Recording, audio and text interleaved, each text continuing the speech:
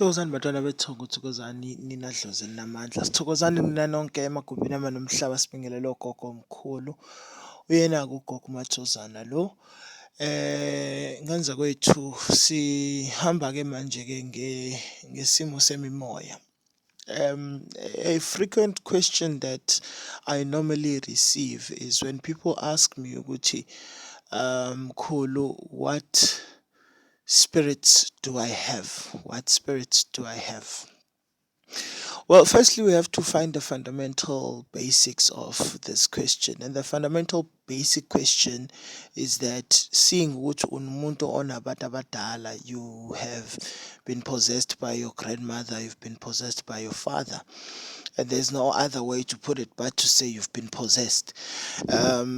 Then obviously they come with different spirits that are attached to them in the land of non-living.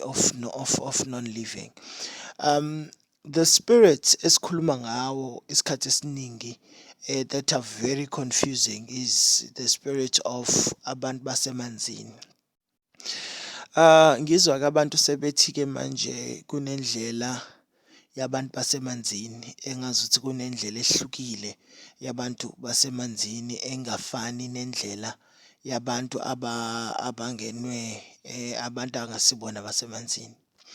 Emathongweni imimoya mithathu emathongweni.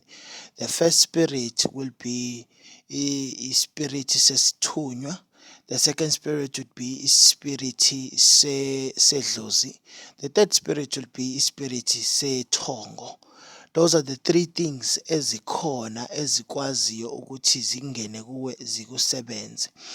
But again, we draw it down to say ukuthi imimoya futhi mibili. Le mimoya emibili ekuyiyona eqala lolu hambo lwendlela yethu yabantu abadala is firstly the spirit of idlozi and secondly the spirit of ithongo. Now ke asike sibuke umehluko between these two and then sibone ukuthi umuntu ke uzidiscover kanjani ukuthi unahlobo lini lomoya. Umoya ongena umuntu, umoya ongena umuntu, masikuba khona umoya ombatha umuntu. Umoya ongena umuntu umoya wedlozi. Idlozi, there are so many reasons why idlozi lizongena umuntu. And idlozi alikwazi ukuzala inyanga. Idlozi alikwazi ukuzala inyanga. Ithongo alikwazi ukuzala isangoma. So ke nje ukhiye oqala loyo obalekile ukuthi we must understand that these two spirits, yes, even though they are dominant in our lives and they are a part of us now, but into ebalekile nekufanele siyazi ukuthi idlozi liyamngena umuntu kuyidlozi olaziyo kugogo wakho owasweleka, and then mase kuthiwa ugogo wakho uyabuya uzokungena mase kuthiwa ke kuvuswa lo gogo la kuwena. And then masikuwa khona ke ithongo, which is a spirit okokhokho omkhulu labo abathe masebefika emathongweni kwatholakala ukuthi ukhona umsebenzi abangaqedanga emhlabeni noma kunesikhwama sala ekhaya engafanele sife. Leso sikhwama sala ekhaya engafanele sife kufanele leso sikhwama sivuswe ngomntwana. Mase amathonga yahlala abuke ama-DNA ezahlukahlukene nigcine abazali bakho sebehlanganiswa ngendlela abahlanganiswa ngayo ukuze kuvuswe lezi zikhwama zakini. Uma abazali benu sebehlangene base bethola wena, isikhathi esiningi abantu abambathwa amathongo abazali babo abahlali ndawonye. Most of them are people who were raised by single parents. The reason why ingoba sometimes ithongo lako malume kusokuyilona elikade lifuna ukuvusa isikhwama selizovusa ngendodana noma ngendodakazi yalomuntu wesifazane. Uma kuyithongo lako baba bake bavume ukuthi laba bantu bahlale baze bashadane baze babe nomuzi ngoba ithongo lako baba seliyitholile lento eliyifunayo and lifuna ukuthi lezi ingane lezi zisale kulesi sibongo sako baba zingayi kwesinye isibongo ngoba ukuvusa ithongo ukuvusa isibongo uqobo lwaso. Ukuvusa umntwana ngethongo ukuvusa isibongo uqobo lwaso. So-ke the interesting part is that uma umuntu engenwe idlozi usuke engenwe umuntu la othe mayifika emathongweni wathola ukuthi kukhona amacala khona ekufanele azolungiswa, mhlawumbe amacala futhi amadala which are generational, and lamacala lawa adinga ukuthi alungiswe. Mase-ke kuqhuma isangoma la egcekeni ngesimo sokuthi lo muntu oseyisangoma usengenwe umuntu omdala othile othunywe idlozi noma oyidlozi kwayena ukuthi azongena kulo mntwana. Mase lo mntwana siyambona useyagula, lo mntwana usephathwa amandiki namandawo, lo mntwana usephathwa isimo sabantu abadala.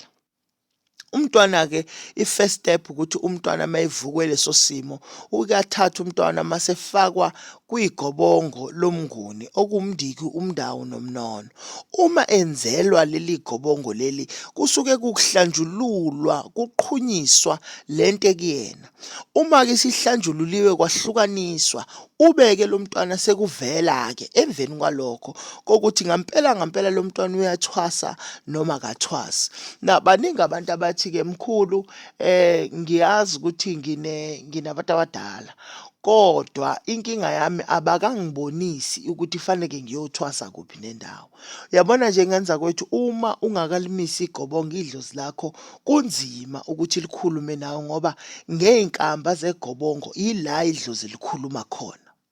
So-ke istep esilandela lapho makuvuka leli dlozi ngekhathi ushaya leli gobongo liyobe seliyakuchazela idlozi ukuthi njengamanje-ke sesiqedile ngalokhu kodwa-ke kahle kahle la siyakhona sifuna isigodlo la uzothwasa khona, la uzofika ugide khona u-initiate khona, la uzofike khona umemeze ithongo lakini lisabele ngoba la ekhaya the reason why kade singene kuwe ingoba kunezinto ezibophe izinto zasekhaya uqobo lwazo, ezibophe imsamo. Now if leli dlozi likhala ngokuthi umsamo uboshiwe alikwazi-ke ngenza kwethu ukukhuluma wena usemsamo wakho. Yingakho nje istep sokuqala esifanele singene lapho ukuthi ufake ibomvu, ufake iy'mpahla ezibomvu. Leli bomvu lirepresenta ukuzila, ngamanye amazwi uzilela amacala okhokho mkhulu ukuze idlozi lakho likwazi ukuhlambululeka liphile. So-ke angeke-ke u-expect ukuthi kuyofana nawo kwabanye abantwana ngoba imsamo esiphuma kuyona ayifani. Nabantu abasingenile ngokunjalo abanjani abafani. And then you go to the another question which is wathi-ke kwenzeka-ke mkhulu ukuthi ngingenwe yithongo. Okay, ngimbethwe yithongo.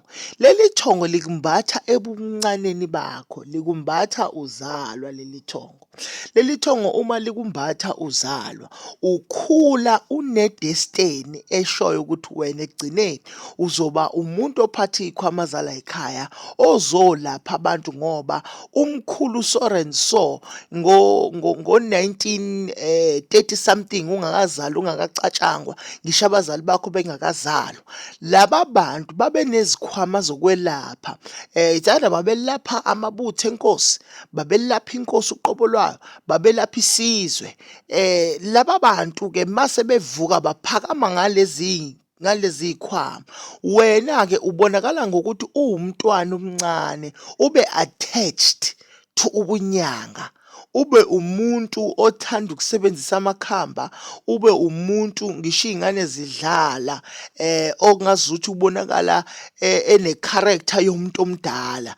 Ngisho ngabe kuthiwa yini eyenzakalayo empilweni yakho kube khona ukucindezeleka okuba khona okudalwa ukuthi wena wembethwe amathongo and lamathongo akuwe ayayiveza ahlala lo mntwana uyezwa kuthiwa uvukile uphuphe noma kade ethongiswa ukuthi la ekhaya fanele kwenziwe iy'mbuzi, ukade ethongiswa lo mntwana ukuthi usibanibani uyathakatha, kade ethongiswa lo mntwana ukuthi usibanibani njengoba ehambile uhambe ngo-1 no-2 no-3.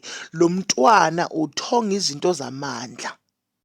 kodwa because akaka-initiate-wa azithole lo mntwana engakabi nokuzimela kwizinto ezenzakalayo.